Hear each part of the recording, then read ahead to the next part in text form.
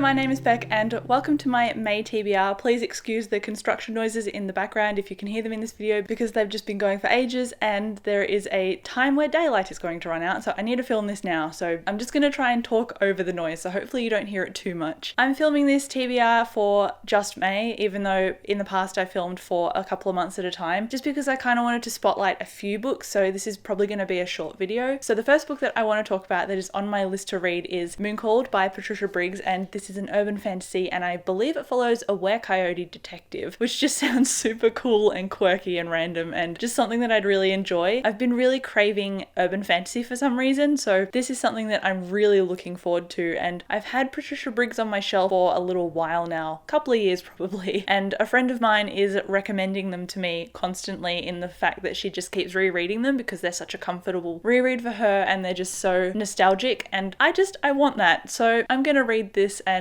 hopefully I enjoy it as much as she does. Next up I have a book that is actually a reread, and that's Prince of Thorns by Mark Lawrence. I read this on audiobook a little while ago now and I initially gave this 4 out of 5 stars and really enjoyed it. I know it is a darker fantasy book that follows York, and he is a prince who has been betrayed, I think, and from that he has to kind of rise from the ashes in a sense and reclaim his kingdom, and he has a band of mercenaries behind him as backing and friends. And I know that Mark Lawrence tends to throw in a little bit of sci-fi into his fantasies, and I loved the way that he did it in here. So I'm really eager to continue, but the problem is when I was listening to the audiobook, the chapters often jump back and forth in time, and so I really struggled in places to determine the context, and there are things that happen in the book that aren't obvious either and it needs a bit of thinking. So I'm pretty sure I missed a bunch of what happened in this book, even though I'm usually really good at listening to fantasy on audiobook. This one I just feel like I need to reread physically so that I can understand more, because I would honestly love to give this a 5 out of 5 stars if I could. I also have a partner and Dave has been on me to read this series because it is one of his favorites, so I'm rereading the first book so that I can talk to him about it and then continue the next two. And then for physical books, this is the last physical book on this list, even though I'm going to talk about audiobooks in a second, and that is the first book in the Wheel of Time series by Robert Jordan. This is The Eye of the World, and this has been on and off my TBR in a few different videos, and I have just kept putting it aside because it is very intimidating, because it's quite big for one, I know there's a lot of characters for 2, and for 3 it is a really long series, so I'm just putting off starting it because I know it's going to be a commitment, but it's probably going to be a commitment that I really thoroughly enjoy. And I have read like 7 pages of this, but that was over a month ago now, and then I put it down because I got distracted by the Owls Readathon, which I vlogged. I will leave them linked below if you're interested. So April was a bit of a write-off in the sense that I already had books for each of the categories in the Owls Readathon, so now that we're going into May and beyond, I can read this big chunk of a book,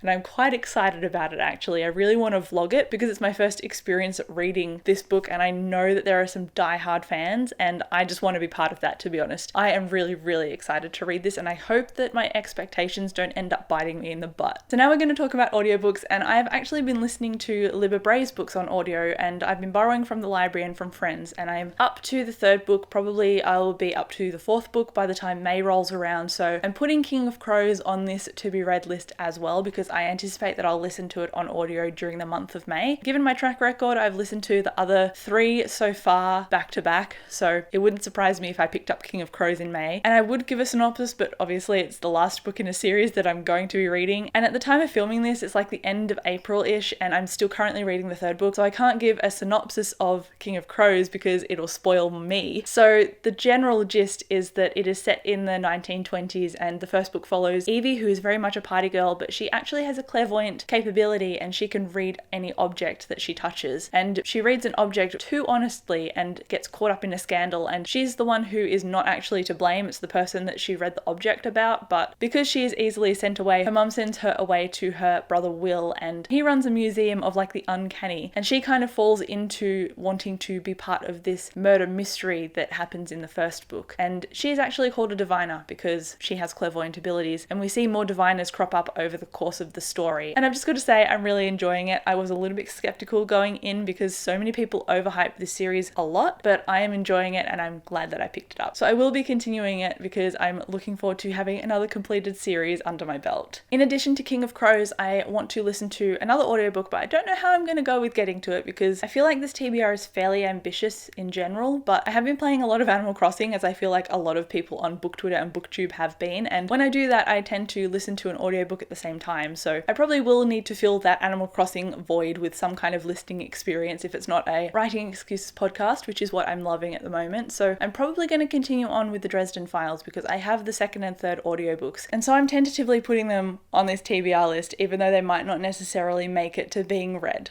And actually, I almost forgot, I have an anticipated release coming out very, very soon in like a week, but it'll be out by the time this video is up. It is Aurora Burning by Amy Kaufman and Jay Kristoff, and I am super, super lucky that my friend Marie has a spare copy and is sending it to me. And so I thought I wouldn't be able to read that book for a little while, but it turns out that I can add it to my May TBR, and I am so grateful. So thank you, Marie. I am so excited. Aurora Rising is a book that follows a multitude of characters, so it's like 7 or 8 perspectives, and the main thrust of the story is that we follow our character Tyler, and he is in Aurora Academy. He's training to become a pilot. Actually, I have the book here. And he is training to become a pilot, so he's about to sit his pilot tests when something shows up on his radar, and that something is Aurora, and she ends up being rescued by Tyler. Tyler misses his exam, and then he basically gets all of the dregs, effectively, of the crews that were left over, because if he completed his course like he was supposed to, he would have got top marks because he's the top mark student in his year and had first pick at whatever crew he wanted, but instead he missed them, thus failed, and now he has just, I guess, the leftovers, and that is what make up this motley crew, I guess, of characters. There is a mystery going on, and there is like a corruption happening as well, and it's just a lot of fun. I found all of the voices very unique in here, even though it was multiple perspective, and so sometimes I struggle when that happens because I can't distinguish a voice from a voice because the characters are just too similar,